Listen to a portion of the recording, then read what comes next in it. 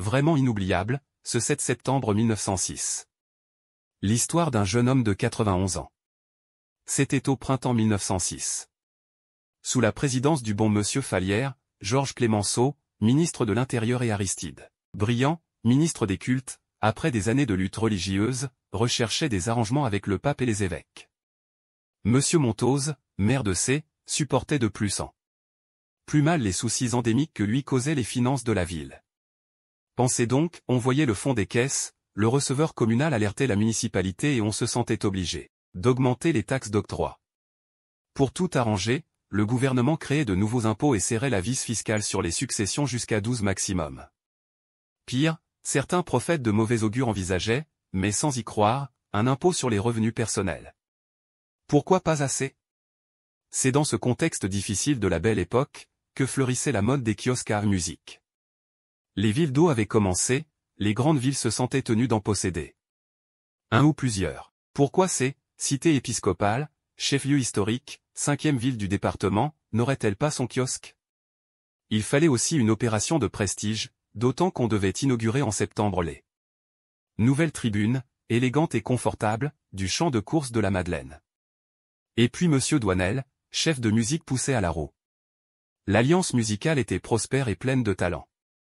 Il s'y ajoutait une chorale nombreuse très au point. L'endroit était tout trouvé. L'arrivée des chemins de fer de l'Ouest. À l'angle du boulevard Pichon et de la rue de la Gare, il y avait le square. Le site paraissait bien choisi pour donner aux voyageurs une riche idée de la ville. Au diable l'avarice! Le conseil décida sans plus attendre de contracter un emprunt et de construire le kiosque pour la somme de 4000 F. Avec le champ de course. Albert Meusen, l'éminent architecte d'Alençon, fut chargé de réaliser l'ouvrage. Le dimanche 7 septembre 1906. L'inauguration du champ de course fut un vrai succès, récompensant le rôle et le dévouement des commissaires, messieurs de Courcy et Pinel. Parmi les notabilités présentes, citons le comte de Levis-Mirepoix, le comte Roderer, le docteur Homais-Père, le comte du Pont-Avis, le comte de Pelay. Monsieur Forcinal. Leurs épouses les accompagnaient ainsi que leurs gracieuses jeunes filles, fleurs charmantes, animées et fraîches, aux corolles légères et ondoyantes sous le limon ou la mousseline. Mais ce n'était que le début.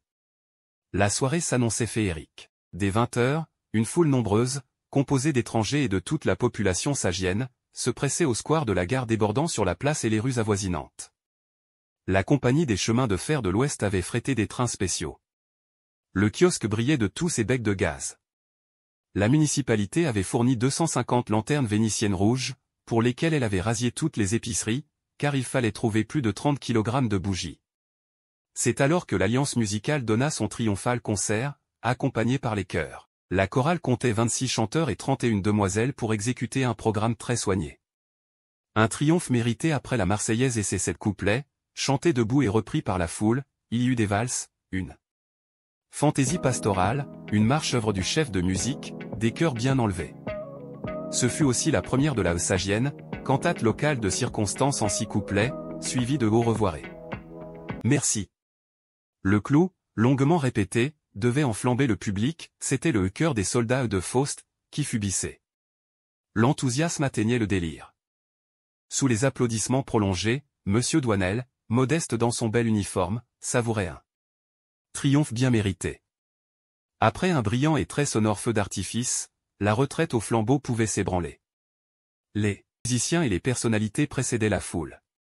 À part les jeunes filles et leurs chaperons qui devaient rentrer à la maison, tout le monde défila en ville par les rues de la Gare et des Billards, la rue Mançaise et la rue Grande jusqu'à la place du Parquet et l'hôtel de ville illuminé. Puis, le cortège revenait par les rues Billy et Montjaloux jusqu'aux Halles, elles aussi illuminées, où un grand bal public était programmé. Les maisons et les boutiques se devaient d'être pavoisées et éclairées comme un jour de fête-Dieu. De plus, ce jour-là, les jeux et loteries ne payaient pas de taxes. Les 32 débits de boissons pouvaient même rester ouverts toute la nuit. Par contre, les pétards qui font peur aux honnêtes gens et peuvent mettre le feu étaient interdits. Vigilants, 2 pompiers en uniforme surveillaient le cortège. Et soudain, vers minuit, le sifflet des locomotives déchirait l'air tiède de la nuit. La compagnie de rappelait au fêtard que le dernier train spécial repartait à minuit et demi. Seigneur, quelle journée! Vraiment inoubliable, ce 7 septembre 1906.